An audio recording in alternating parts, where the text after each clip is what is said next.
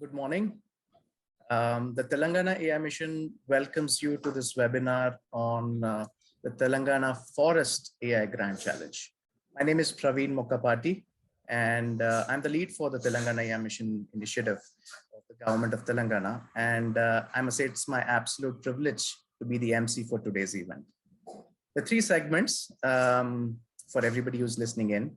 The first is speeches by the eminent dignitaries. And the second would be the programmatic details about the grand challenge. And the third is a Q&A. Now, before we commence, a few housekeeping items. This session is being recorded, and by continuing to participate, you accord consent to being recorded. If you have any questions at any point during the webinar, you found something interesting, please use the chat or the Q&A segment to have or the feature on the Zoom platform to ask your questions, and we'll try to get them answered during the Q&A segment. Without much ado, I now invite Ramadevi Lanka Garu to set the context for today's event. She is the Officer on Special Duty and Director for Emerging Technologies at the Government of Telangana. Rama Garu, over to you, please. Yeah, thank you, Praveen. Good morning, everyone. Respected RM Dobriel Garu, Jayesh Ranjan sir is yet to join, Ms. Shobha Meera, Nidhi, my colleagues from IT and C department, Swargam Srinivas Garu from Forest department, and startups who are eagerly waiting to participate in this. A very good morning to all of you.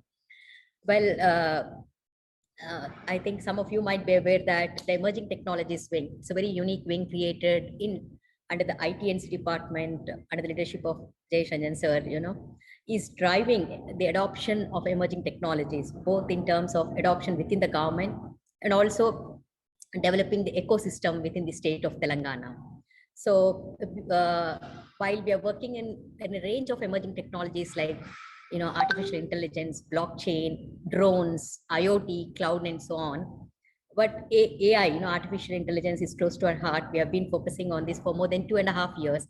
When we actually commemorated 2020 as the year of AI, it was done in the presence of industry, academia, and foundations and other government agencies announced by our own minister, IT minister.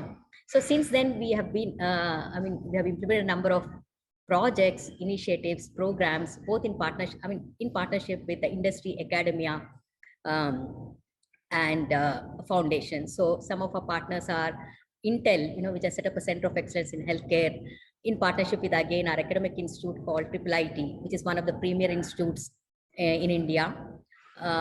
Then we are also working with World Economic Forum, on agri-tech initiatives and so on.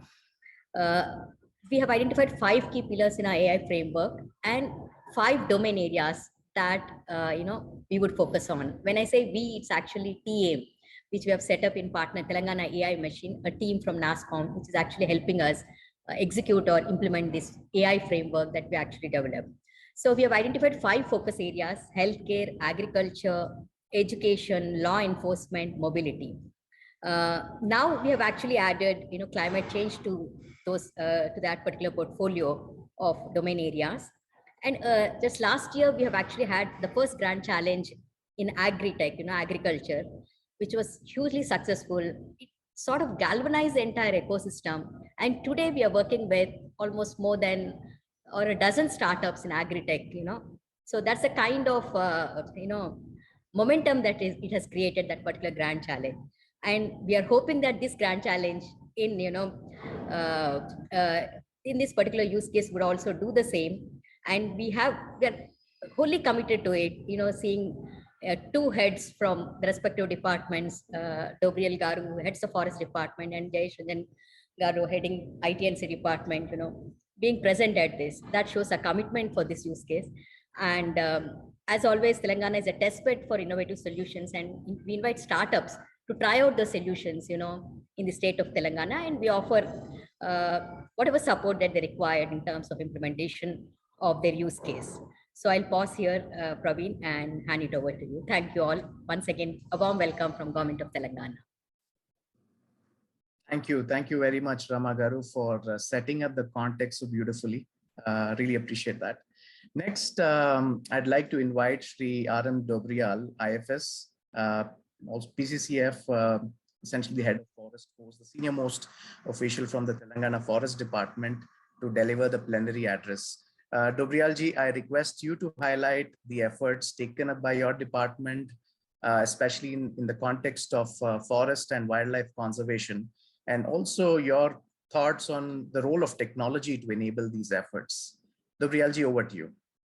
Thank you so much, Praveen. Now, at the outset, I thank you for inviting me for this webinar.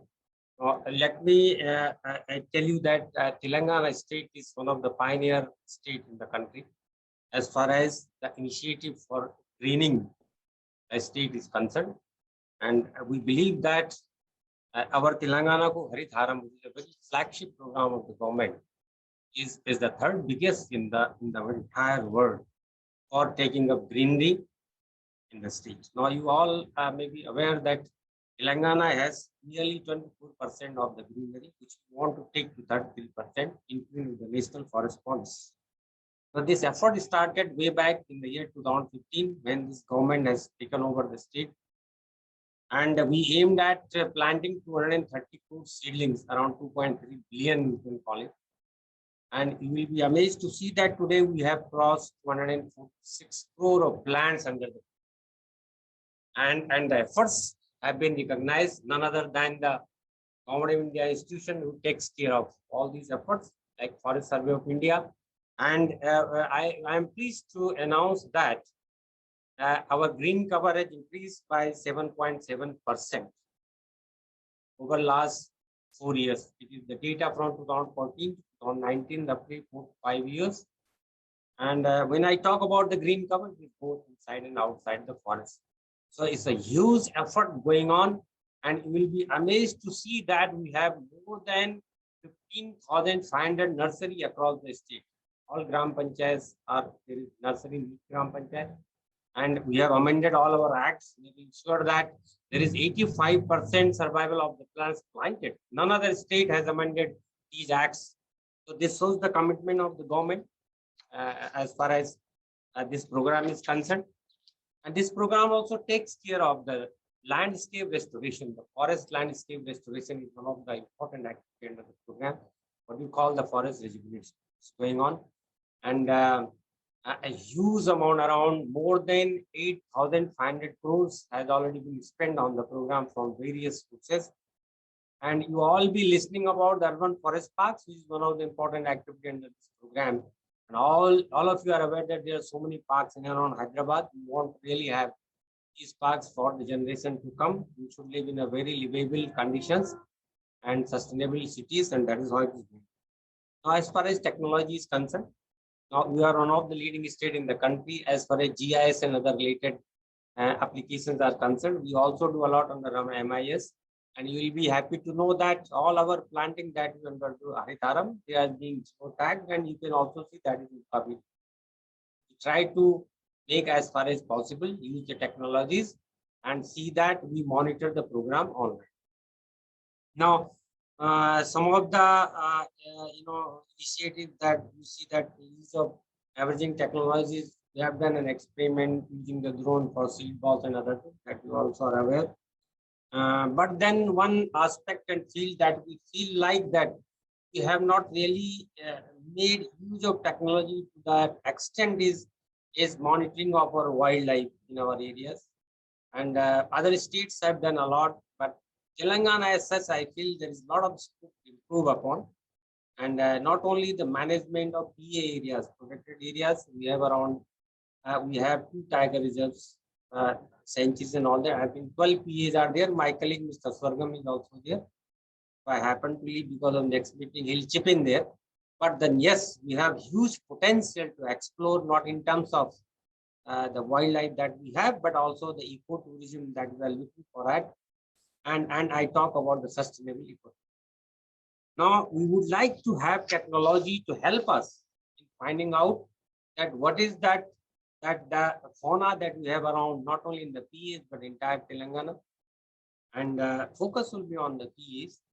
As far as the main species, that is tiger, we all are aware is concerned. We have a well-laid system for the census and all that. But then other fauna, the huge number, the herbivores, we don't have any clue as such that how do you go about it. And meat and ITC department would like to really help us, and I look forward for this initiative to come up with certain solutions wherein we can really monitor not only the movement of wildlife in these areas, but also the census and how it helps us in the best management of wildlife.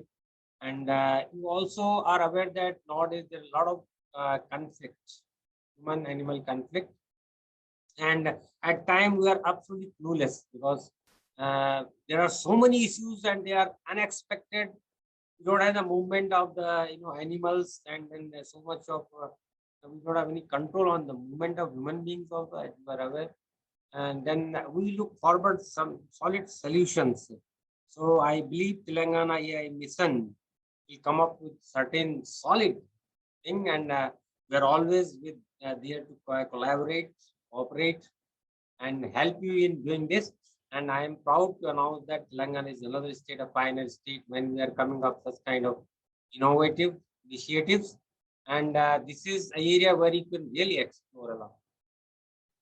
So with these words, I would like to thank Praveen and Ramadevi. I think that is all opening remarks from my side. And if anything, as we move along, Mr. Srinivas, our Chief Wildlife Warden, is there available. I think he'll be here interacting in because I have another meeting at 11:30. So I'll be leaving sharp by 11:30. So thank you so much for giving me this opportunity. I look forward for your cooperation and guidance. Thank you. Thank you very much, Dobriyalji. The Telangana AI Mission is thrilled to be partnered with you and your department for this grand challenge. We'll hope to meet those expectations that you've laid out for us, and we look forward to having the solutions that emerge from this challenge to be implemented together with your support. So we thank you for your time and your kind words. Thank you very much. Awesome. Next, I would like to invite Ms. Shobha Meera, the Chief CSR Officer of Capgemini. Shobha is based in New York, but is traveling this week to India. So we're very thrilled to have her address this gathering in a time zone that is convenient for her. Really happy to have her here. Before she begins, I'd like to appreciate the support from Capgemini for this very important initiative. We're quite thankful for this partnership. And I'm sure, Shobha, you would like to take the opportunity of addressing the gathering in terms of how you see Capgemini's role to play, and why is this so important for you to partner with us? Shobha, over to you.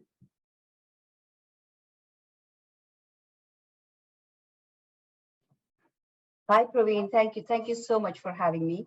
It's a real pleasure to be here. And on a personal note, let me add one comment before I proceed. I live in New York. I've lived away for many, many years, but I'm a proud graduate of the Osmania University from the state of Telangana. So I'm particularly pleased to be able to join you today. First of all, hats off. I think we're extremely proud to be your partners and sponsors of the Telangana AI, the flagship program from Telangana AI Mission.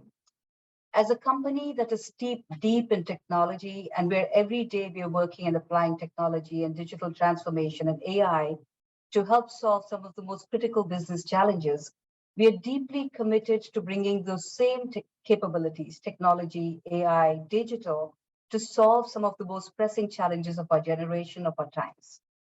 And without a doubt, climate change and the devastation that it's causing with biodiversity, preservation of biodiversity, endangered species, forestation, and so on are very, very close to our heart. So, as a company, we have committed to be carbon neutral by 2025. We are committed to being a net zero company. We have many initiatives in place. And there's a lot of work that we're doing on creating solutions and applying technology to help our clients become carbon neutral as well, because this is the biggest challenge of our generation. But at the same time, we're deeply committed to applying technology to solve for and preserve biodiversity, improve and address climate change in any form and shape. And there are many things that we have done as an organization in many parts of the world. I would like to use a couple of examples because they're so close to what we're thinking about right now. And in Europe, we did a challenge which was specifically targeted around preserving whales, sperm whales, an endangered species, tracking them just by their tail fins, understanding the pattern of movement and preserving them, providing data back to scientists and preservation experts. In the US, we've done a project with the Mojave Desert, where we tracked and used data, AI, satellite data, to track the movement of endangered species and to ensure that forest officers had the data so they could preserve the pathways, clear pathways, ensure that there was no traffic that disrupted the lives and endangered any of these species further. So very happy and proud to bring that expertise, that commitment that we have home here and partner with really a flagship program. It's really, we were proud sponsors of this program to be able to bring and open up our expertise, the passion of our people, the commitment of our leaders in the space of AI, and be able to really, give fresh breath and maybe add impetus to what is so badly needed in the space, which is innovation, the bright minds of startups who can really help us think of solutions that don't exist today to create a better world for all of us, to preserve the forests and so on. So extremely excited. We are committed as an organization. I know we've identified fine talent and will continue to do so to mentor, to program, to help these startups and really realize the dream and the mission that you're out to do. And we're honored to be part of this program. I really, I hope you have many, many participants who come in here, who bring the best minds, and we see some fantastic results from this program. Thank you for having me again, Praveen and team. Thank you. Thank you so much, Shobha. And it has been a pleasure listening to a fellow alumnus of Osmania University. And also the fact that you highlighted the role of data, AI, and digital, and how important it is for your company in order to solve these critical problems that we all face as a society. And those examples are just so apt in the context of the AI challenge that we have with the Forest Department. But really a pleasure listening to you. Shobha, thank you for sharing your thoughts. We are quite excited about this partnership and the impact that this can generate for all of us. Really thankful to you. Thank you. Next, I'd like to invite Shri Jayesh Ranjan, IAS, to deliver the keynote address. Before his speech, I'd like to thank him for his unwavering support towards the efforts taken up by the Telangana AI mission. He is our strongest proponent, if I will. And Jayesh ji, request you to take over and provide your keynote address. Thank you. Thank you very much, Praveen, and greetings to all the panelists. Greetings to all the participants. Very glad that Mr. Dobriyal, Ms. Shobha, and senior leaders from my group, Rama Devi, and so many others are participating here. So let me first of all thank everyone for putting together this event, which will continue to maintain the strong technology prowess that Telangana is known for. We have started a separate wing in our government, which focuses on emerging technologies. In fact, I won't be wrong to say that Telangana perhaps is one of the very few states. Of course, we are the first state, undoubtedly, but one of the very few states which have this kind of an arrangement, a completely separate kind of a workforce, which looks after new technologies. And we also partner with industry bodies like NASSCOM. We partner with private sector like the Capgemini here, and so many others. And one of the important mandates of this emerging technology wings is to find opportunities to deploy technology-enabled solutions within the government itself. Because when we speak about technology, the fact that the world is seeing more and more digitalization and people who don't embrace technology will be left behind. It will indeed be very ironical if the government itself is not adopting technology at a much faster pace. And we are very conscious of it. that if we only preach to others and don't do anything by ourselves, then it will sound very hollow at the end of the day. So this is one of the very important mandate of the emerging technology divisions to identify opportunities within the government. And I'm very happy to share that in the last 5-6 years or so, I mean, I won't be surprised. I don't have precise count, but I won't be surprised if more than 50 such solutions have been rolled out in different government agencies. Of course, many of them are powered by AI, but we also have very useful blockchain solutions, very useful solutions involving drone, data analytics, and so on and so forth. But AI is something which we all appreciate today, is a really transformative technology. And this is one technology which will really make a difference between progress and status quo. And therefore, there are more number of concentrated programs and activities related to artificial intelligence. In fact, some of you will know that in the year 2020, of course, 2020 is a very sad year if we now look behind, but we celebrated that year as the year of AI in Telangana. And despite obvious challenges, we were able to make reasonably good progress. And subsequently, that momentum that we built in 2020 has been used in 2021 and in 2022. So we are very kind of happy that more and more government departments are joining forces to ensure that technology solves some of the most pressing challenges that they face. And I'm very happy that the Forest Department, which otherwise also is enjoys a very strong reputation throughout the country in terms of the usage of technology. Today, they have also initiated a new possibility with us. I am grateful to the PCCF, my good friend, Mr. Dobriyal, for giving us this opportunity. And I'm also very appreciative of the problem statement which the department has chosen. I don't know, I unfortunately joined the webinar a little late. I'm not sure if someone mentioned about the problem statement, but I would like to convey my deep appreciation for the statement which has been chosen. And to give a quick summary, in case someone else has already spoken about it, it is about monitoring the presence of wildlife in our reserve forests, in our wildlife parks, etc., etc. Normally, counting them is quite a challenge. And I remember many years ago, there was a massive national campaign which was about tigers. And at that time, of course, it was way back, so I don't have the precise recollection, but we used to see huge billboards across the country, including few in Hyderabad, which would add a big image of the tiger. And it would mention there are only some 839 left, or I may not be precisely correct, but some number was focused. And many people used to comment, I mean, how do you know precisely? Unlike a human census where you go door to door and count the people, how do you know precisely that there are some 800 odd that you are claiming to be? So lots of skepticism was there when that campaign was run. Of course, not to undermine the fact that tiger is an endangered species and it is everyone's responsibility to protect regardless of that number. But now that when we run these kind of campaigns, when we sensitize people, we have the option of using technology to be very precise about telling that, okay, in let us say in Amrabad Tiger Reserve, there are X number. In Kaval forest area, there are Y number of this species, etc., etc. We know that technologies are there, not to say that the department is not using any technology at all. There are cameras, very sophisticated cameras, which are available in these wildlife sanctuaries, and the cameras get images. But I was also told that it also requires, while there is some element of technology, it also requires lots of manual effort to go through all the images of the camera.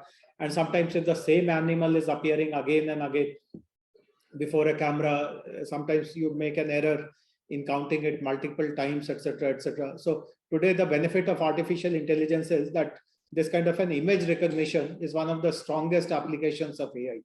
In the government, we use it in human context quite effectively. For example, many of our pensioners today don't have to go to any office.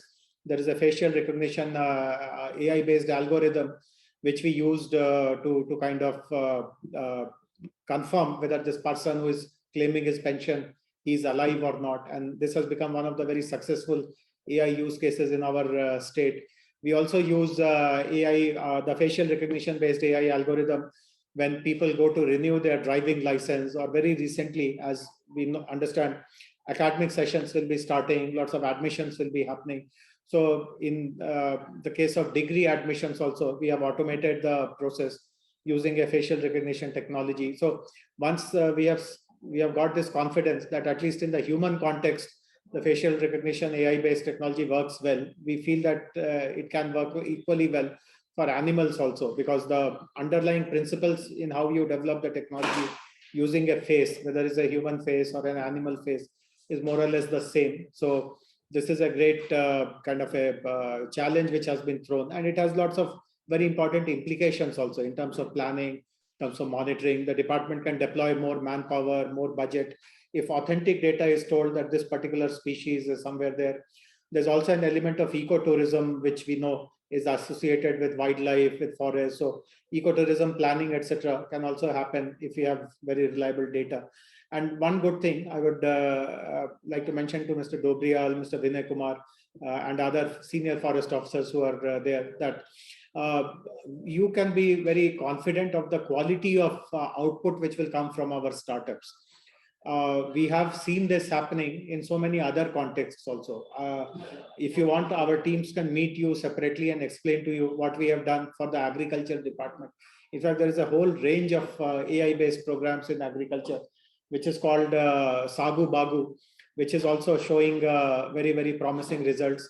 Similarly, there is a range of programs which we have run for the police, we have run for the health department, for transport department. So many other departments today have really benefited from the solutions which startups have provided. And with the help of NASSCOM, you must have learned by now, Praveen might have told you, that we run a very kind of a competitive accelerator program, which is called RevUp.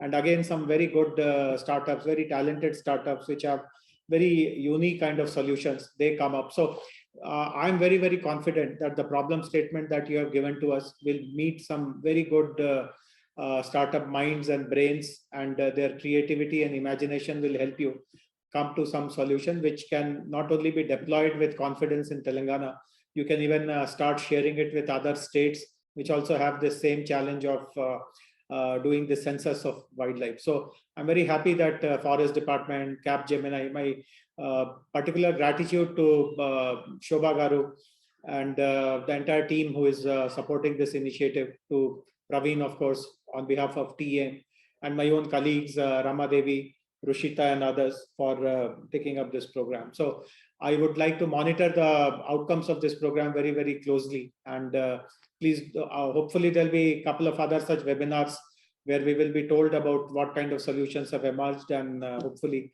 all that will end in a very, very satisfactory and productive way. So once again, best wishes to everyone. And thank you, Mr. Dobriyal, Mr. Vinay Kumar, the entire Forest team for supporting this initiative. Thank you very much. Thank you. Thank you so much, Jayesh Garu, for providing that keynote address. It was quite inspiring, very informative for the audience, also the fellow panelists, to know about the kind of work that the government of Telangana is doing in terms of how emerging technologies are being increasingly adopted.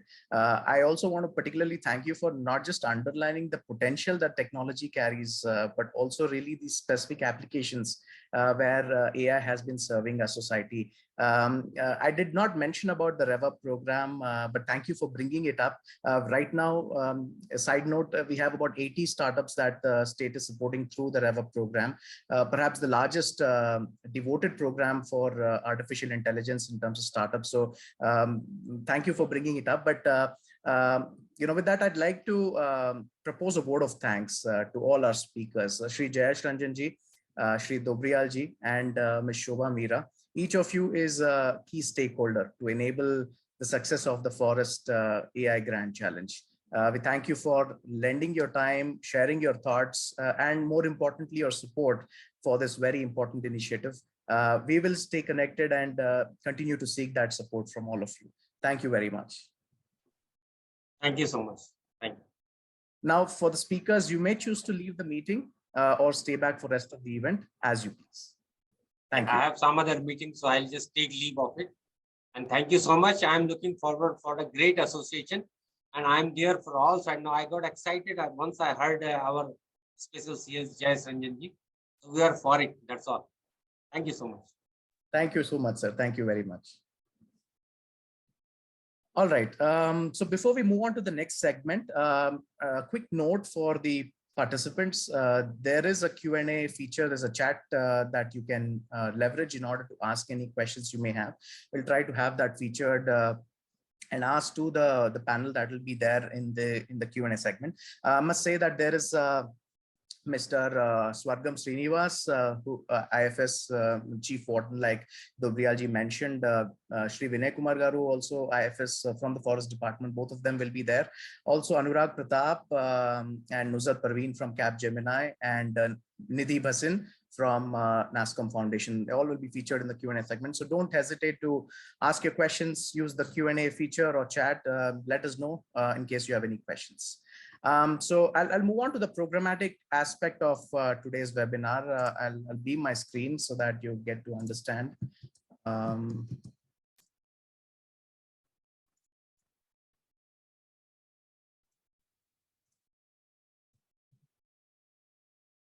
All right. So in the next 10 minutes or so, or a little less than that, I'll try to highlight the key objectives. You have heard from the speakers. You have an understanding about what this is about, but I think it's important to lay it down very clearly, and this is what I'll try to achieve in the next 10 minutes. So the objectives, the desired outcomes of the grand challenge, the timelines associated with it, the benefits. If you are a startup, why should you be interested with this? And the process as to how we go about evaluating startups. Now, coming to the objective, clearly the Telangana Forest Department, as has been mentioned, is trying to look at startups from outside to come and provide novel, innovative AI solutions, primarily from the point of view of wildlife monitoring in the forests of Telangana. The objective of the solution, should be to predict the movement of wildlife. And then there could be several allied benefits as a result of that prediction and that solution that emerges out of it. Now, if you were to look at what would be a proper statement to define this and really from there the outcomes, this slide will tell you that. Now, today, from what we understand, the Forest Department monitors wildlife and human movement through various techniques. There are pug impression impression pads, PIPs as they call it, and there is an M-Stripes application by the National Tiger Conservation Authority, the NTCA, and then there is also application of camera traps that are movement based, and these camera traps capture movement of wildlife in the vicinity of these camera traps, and these camera traps are spread across the forest region. Now, the photographs or the images captured by these cameras are stored and retrieved in a fairly methodical process back to the central repository. And they are available to the forest officials. But what we have seen is that extracting insights, extracting information from these pictures is a largely manual task. And needless to say, the thousands and hundreds of images that are there, it's a very time consuming and expensive from the point of view of the amount of time the forest officials spend in going through this is an opportunity cost where they could be somewhere else. And here is where we collectively discussed and we felt that it's a perfect use case. And like Jayesh Ranjanji mentioned, image processing and how AI can really help with that.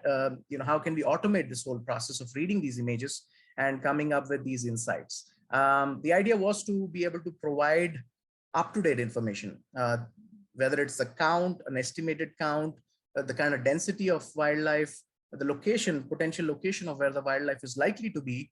And this is all based on the behaviors that are demonstrated and captured in the camera trap images. Also, like Dobriyalji mentioned, there are key regions in the forest reserves where there is human-animal conflict, something which we need to avoid, but it's important to constantly map those regions and make it available, make that information available to the officials.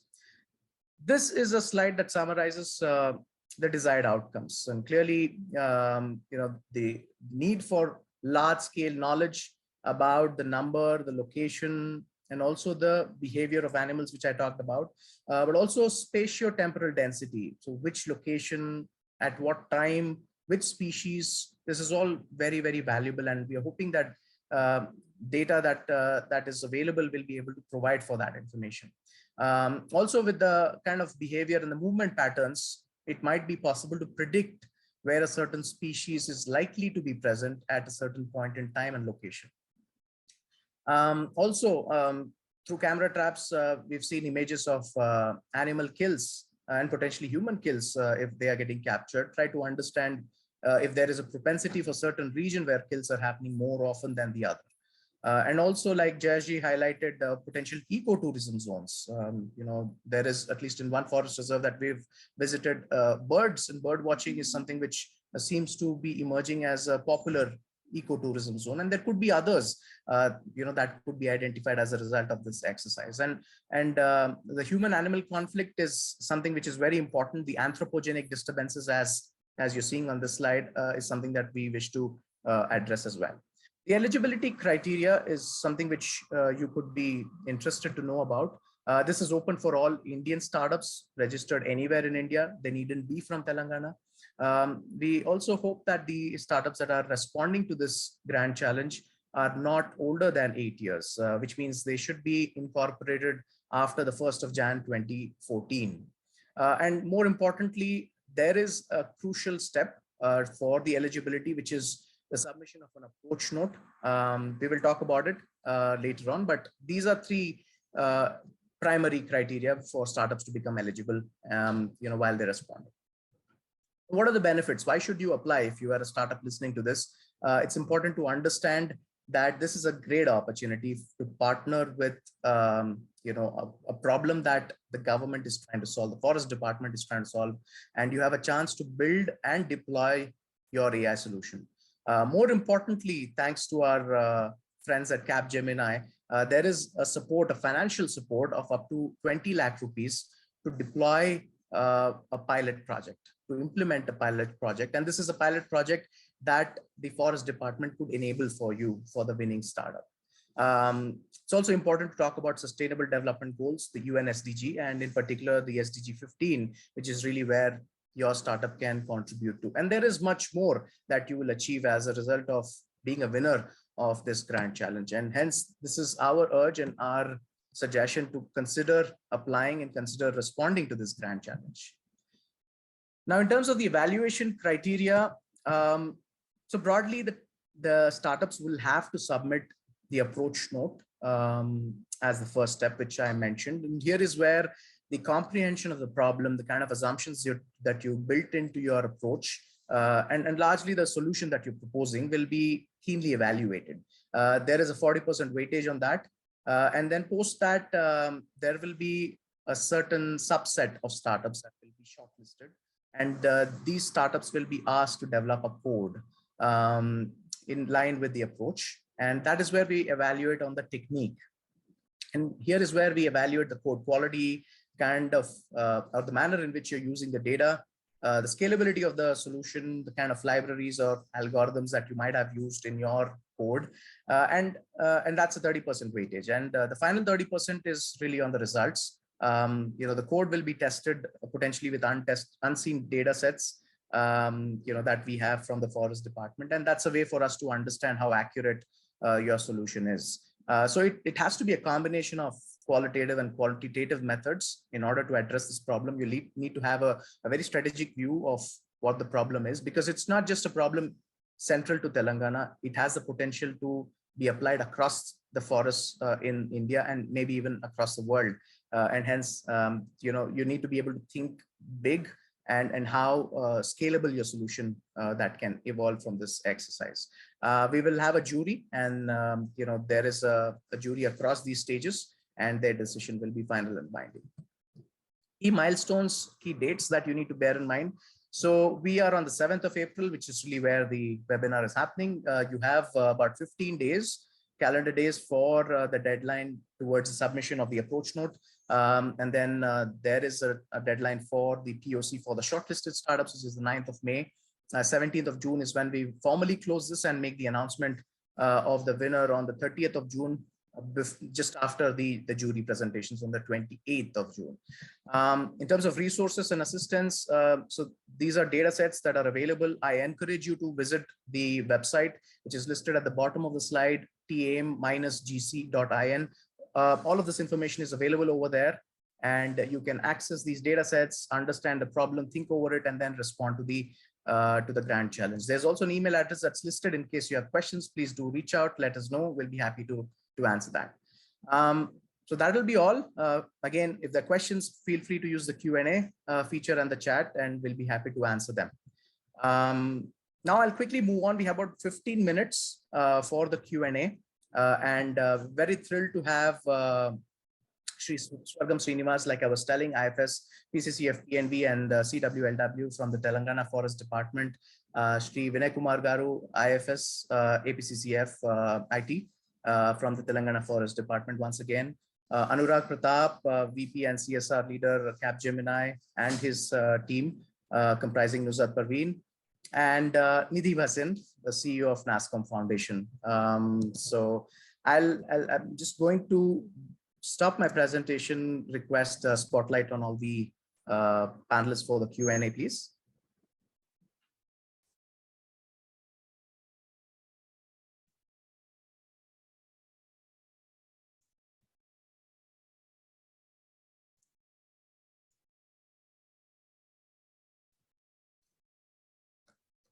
All right, for some reason, I'm not able to find Mr. Vinay Garu. Nuzhat, would you be representing Anurag? I don't see Anurag in the panelist. Yeah, Anurag was here, very much here. I'm just calling him back.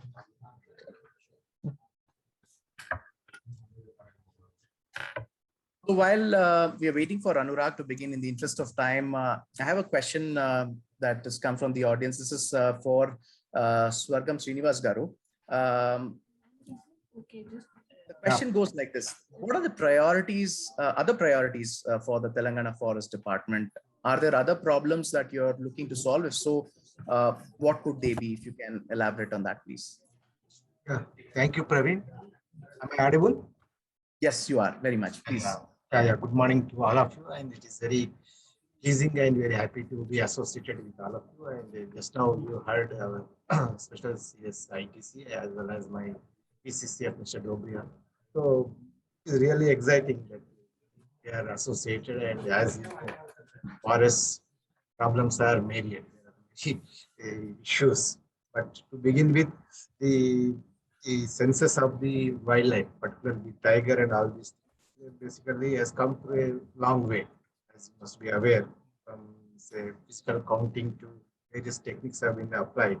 And as far as tiger census is concerned, now the NTCA is the sole authority, and more or less it has been through various techniques it has been standardized. But at the same time, the other prey-based census, which basically supplement to the tiger, is also a very key issue, which where these things are not at all standardized. So putting one of this into your agenda is very nice. And let me also appreciate that the possible outcomes which you have just now summarized in your really are very opt and very optimally it has come through. I'm very happy that display it has been come. And as you are asking, there are other things also. Maybe like I will list out a few which do not find a place. Maybe to begin with, this is very good. Like we have still the water management issues, very crucial for wildlife, because either for tiger or for any other ungulates or for any other, water is a major issue. Plus, until water management is also not properly taken care, we have the man-animal conflict. So water management in the forest areas, in the PA areas, one major issue for us. And I am not going to elaborate here what kind of systems we have. Similarly, the other one is the grasslands management, because the prey, which basically they got to have certain good grasses and grasslands are to be properly managed so that they thrive, and then in turn the tiger will be within its jurisdiction. And of course, man-animal conflict has already been captured by you. And the other important thing is fire mitigation. Fire within these forest areas is a major problem for us. And monitoring that fire, FSI has done a lot of work, get a lot of children now. But still, the kind of post fire, what kind of management things we do, and what kind of management interventions are required is still a open area, gray area. As far as identifying the fires, then getting some alerts for people to act upon those alerts as to a large extent has come through, but the fire mitigation measures and subsequent management is again a major area where, of course, AI and other related things can come to help of us department. And similarly, we have this M stripes monitoring, particularly in PA areas, which basically the Wildlife Institute of India takes care about this software and we do it. But it is now, as of now, it is more located towards in PA areas and tiger areas, which is not uniform the entire other areas and other forest areas. So it is again to take it to the larger areas is again a big challenge, and how to make it more compatible to other places is also an area. And the last point which I have got is the invasive species, means the weeds which come up in forest areas and particularly in protected areas is again a major area. Management of these invasive species, monitoring and then planning how to control these things is also a major challenge. So, but as I said, the 4 or 5 outcomes which is optimal, and to begin with, and of course, some of the points which I mentioned. Definitely, if somebody is coming on these lines also, welcome. I think I am clarified, Mr. Praveen. Yes, very much. Thank you so much, Swargam Garu. Certainly creates opportunities in our mind for future collaboration in terms of how technology can aid those problems that you've highlighted. And these are all very important ones. Thank you for highlighting that. I'd like to move on to Nuzhat. And Nuzhat, I request you to respond since Anurag isn't currently available. I saw him join the earlier segment, but Nuzhat, this question is more from the point of view of the kind of support that startups can expect from Capgemini, especially considering that Capgemini is a technology powerhouse and kind of subject matter expertise that's available in the company. And it would just be a shame if you're not able to leverage on that. So what kind of support can startups expect from there? Thank you, Praveen. I think this is the subject which is very, as Shobha very rightly said, this is the subject which is very, very close to our heart. And because environment, sustainability, and anything related to people and planet is something we are very, very passionate about. Some of my team members are still part of this conversation, and we have already connected with lot many our partners, or as well as Capgemini team members who will be participating in this entire process. And by and large, we are thinking about engaging them in the selection of innovator based on their approach notes, and assessing and shortlisting the proof of concept, as well as seeing how these approach notes and proof of concept could be assessed based on the approach technique and results by some of the senior team members. And as and when the need be, many of them will be joining one by one based on the need coming from the Praveen's side and from other team members. They will be joining the process, and as and when the need be, as whenever certain expertise is required. But at least 5-10 members are still part of this entire process, so that each one of them could be could come forward, and we can leverage their expertise of working on various technological aspect of this project. So as far as support from Capgemini is concerned, we are very sure that still they are part of the conversation. They are trying to understand the project. They are trying to understand what we are doing into the project, and based on the requirement, we will come forward. Thank you so very much, Praveen. Thank you so much, Nuzhat. Clearly, there's a lot of support that startups can expect. We'll set up what we call as a mentor group. These individuals have been highlighted, like Nuzhat was talking about, and we will bring together an opportunity for mentors to also advise and guide startups as they go about developing the solution. The next question is this is directed to Nidhi. Nidhi, this is a long winding question from the participants, so please bear with us. So while AI gets adopted in rural India, it's mostly developed, as this individual says, in urban India, which in many ways is true.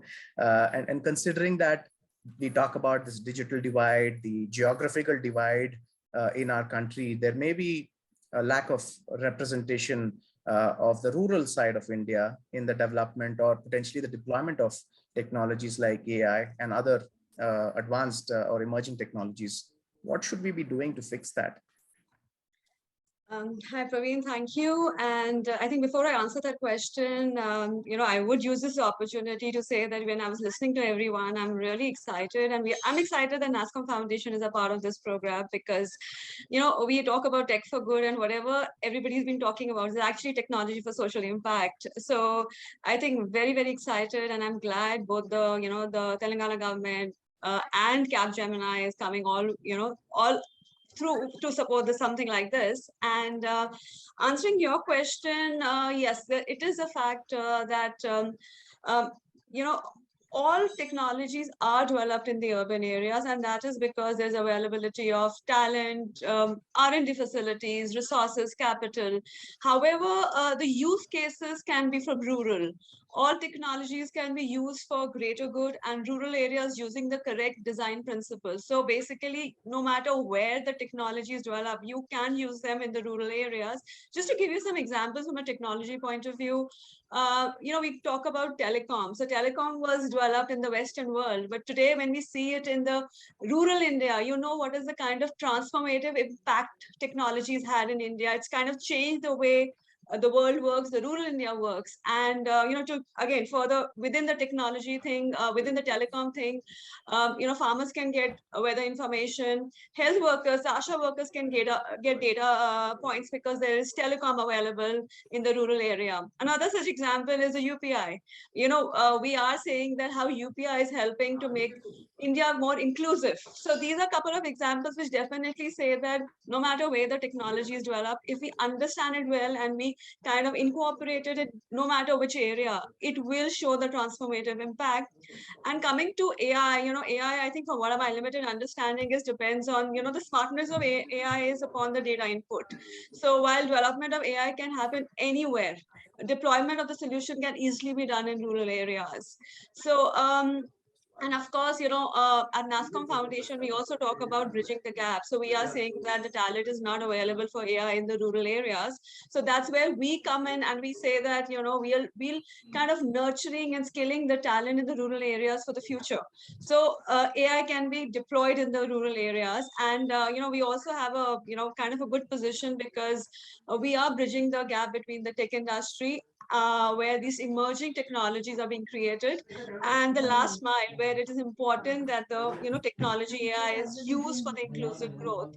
So just to conclude my answer, it's quite possible, no matter where the invention is, where the innovation is, with the right data points, we can use it definitely to make the rural India very inclusive.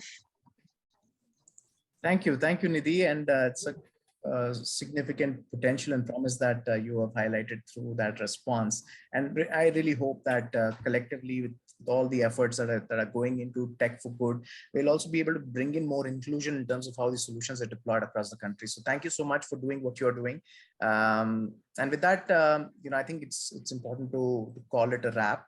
Just a couple of minutes for the webinar. I'd like to first, before that, I just noticed that there are a few unanswered questions, and because of the time that's running out, what we would do for the benefit of the participating startups and those who will be listening to this recording, we will have these questions captured and responded in the form of an FAQs document. We'll post it on our social media handles. Please feel free to follow us, Telangana AI Mission, both on LinkedIn and Twitter, and that will be where you'll get answers to all these questions, and I'm sure you'll find that helpful.